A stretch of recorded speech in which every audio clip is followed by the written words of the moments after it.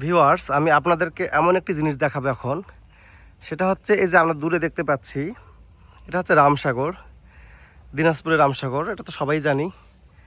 এককালে রামসাগরের মাটিগুলো খুঁড়ে এই পাশে এরকম উঁচু পাহাড় এবং এ পাশে উঁচু পাহাড়ের মতো হয়ে গেছে। এটা রামসাগরের এখন বর্তমান গেট। এই পাশ দিয়ে গাড়িগুলো আসে, ওই পাশ দিয়ে একটা রাউন্ড দিয়ে এখানে শেষ হয়, আবার চলে যায়।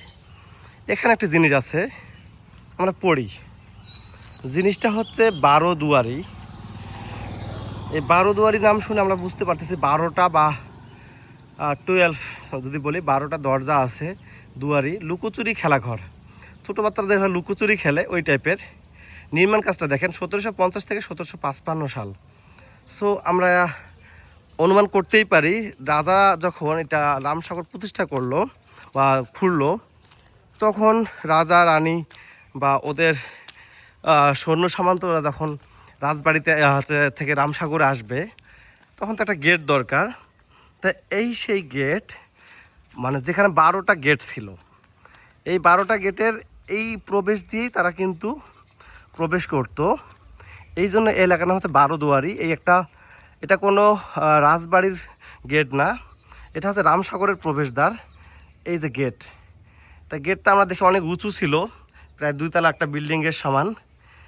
আমরা একটু ভিতরে ঢুকি এবং এখানে মজার বিষয়, এখানে লুকোচুরি খেলার মতো একটা সিস্টেম আছে। আমরা ঢুকলাম, এই যে দেখুন, এখানে হয়তো বা কেউ যদি আসছে বা কোনো শত্রুপক্ষ যদি আসে, তখন এখানে লুকিয়ে থাকা যেত।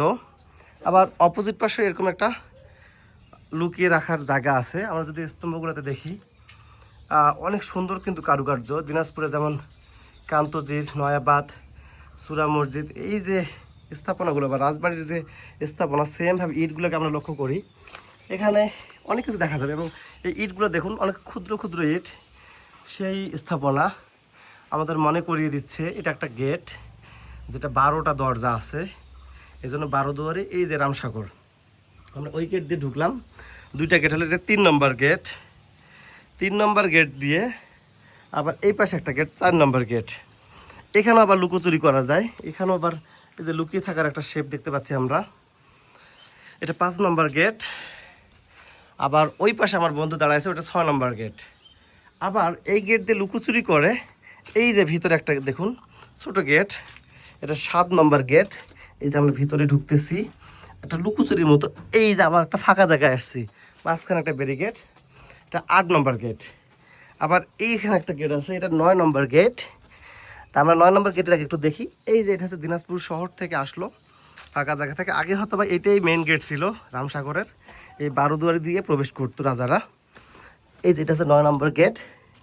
এই যে আমার বন্ধু যেখানে দাঁড়াইছিল, এই যে আবার আমি এই গেটে আসলাম ফাঁকা জায়গাটায়।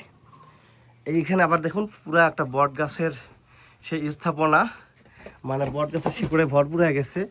তো 9 নম্বর গেটটা আমি একটু উপরে যদি যাই, তাহলে দেখতে পাবো এখানে আবার সিঁড়ির মতো করা আছে। এটা হচ্ছে 10 নম্বর গেট। এই যে আমরা উপরে উঠলাম। আমি যদি পুরো এলাকাটা দেখাই আপনাকে, অনেকটা গোলক ধাঁধা টাইপের, এবং ওই পাশে এরকম উঠার জায়গা ছিল।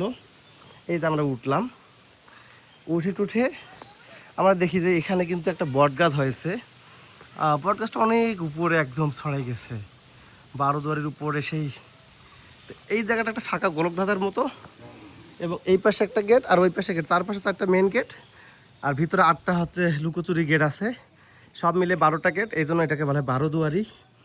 জায়গাটা অনেক একটা সুন্দর জায়গা। এটা হচ্ছে দিনাজপুরের রামসাগরের ভিতরে অবস্থিত। অনেকেই এটা জানেন না, বা এটা অনেকেই কেউ পরিভ্রমণ করেননি। তা আমি আপনাদেরকে দেখাইলাম। সব মিলিয়ে জায়গাটা আপনাদের কেমন লাগলো জানাবেন। ধন্যবাদ সবাইকে, ধন্যবাদ দিনাজপুর থেকে, রামসাগর থেকে। আবার দেখা হবে।